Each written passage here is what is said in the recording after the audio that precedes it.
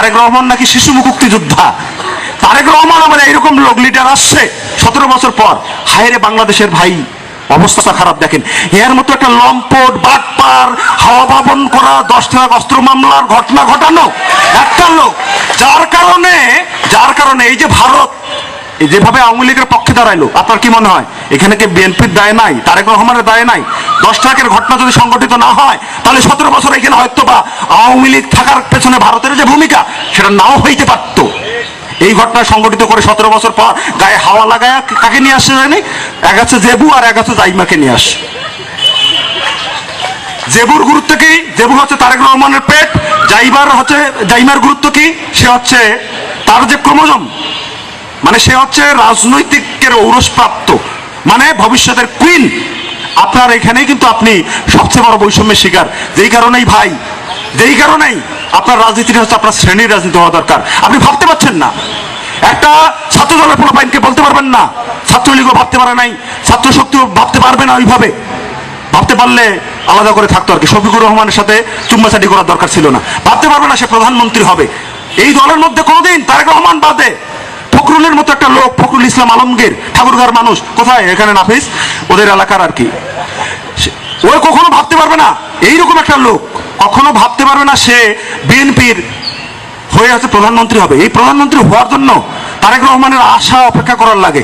এই আশার অপেক্ষা করতে করতে 1.5 বছর ধরে আপনাকে এখানে মপতন্ত্র এবং জামাত শিবিরের অত্যাচার দেখা লাগে। এ কি অত্যাচার রে ভাই, মানে এটা আমরা স্বপ্নেও ভাবি না। সেইটারই বেনিফিট নিচ্ছে কিন্তু হচ্ছে বিএনপি যে গভর্নমেন্টে আসছে, কেন আসছে? এটা হচ্ছে বেনিফিট অফ ডাউট, কারণ মানুষের কাছে আর অপশন নাই। এইরকম একটা পরিস্থিতি বাংলাদেশ, যদি এই রাজনীতিটাকে এখান থেকে মুক্ত করতে হয় এবং যে রাজনীতি বাংলাদেশে চলছে, তাহলে আপনাকে আপনার রাজনীতিটা করতে হবে। আপনার রাজনীতিটা কি? রাজনীতি 2 প্রকার, একটা বড় লোকের রাজনীতি আর একটা যে গরিবের রাজনীতি।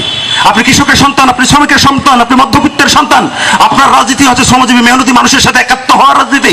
আপনার রাজনীতি হচ্ছে এখানে সমস্ত ধরনের যে বুর্জতন্ত্র তার বিরোধিতা করার রাজনীতি। মাঝে মধ্যে আপনাদেরকে আমি দেখি, যখন আর অনেককেই দেখি, মানে আপনাদের এই তরুণ সমাজের এটা একটা বড় ধরনের সংকট হয়ে গেছে, যেটা আমরা বুঝি না। আপনি যখন বামপন্থী রাজনীতি করবেন, তখন আপনার প্রধান দ্বন্দ্ব হচ্ছে এখানকার শাসক গোষ্ঠীর সাথে দ্বন্দ্ব। কিন্তু শাসক গোষ্ঠী বারবার আপনাকে প্রধান দ্বন্দ্ব থেকে সরিয়ে অপ্রধান দ্বন্দ্বে নিয়ে যাওয়ার চেষ্টা করে। আপনি ধরেন সাদিক কায়েম কি বললো, আপনি নেমে পড়লেন, নেমে পড়লেন যে এরা রাজাকার, আলবটর, হ্যান ত্যান, 717। এই যে রাজাকারের আস্ফালন আপনি দেখছেন গত 1.5 বছর ধরে, এবং রাজাকারদেরকে সংসদে আপনি দেখছেন এবং ছাত্র সংসদে দেখছেন, এটা যদি বন্ধ করতে হয় তাহলে একই সাথে আওয়ামী লীগ এবং বিএনপি এবং জামাতকে পরাজিত করতে হবে। বারবার যদি দেখেন, আপনি 69-এর গণঅভ্যুত্থান করছেন, আপনি একা কিন্তু এই শক্তিগুলোকে পরাজিত করতে পারেন নাই। আপনি 71-এর জনযুদ্ধ এখানে সংগঠিত করছেন, আপনি একা এখানকার জনগণকে কিন্তু নেতৃত্ব দিতে পারেন নাই। আপনি 90-এর যে স্বৈরাচার বিরোধী আন্দোলন করছেন, এরশাদের পতন ঘটাইছেন, সেটাও কিন্তু একা আপনি পারেন নাই।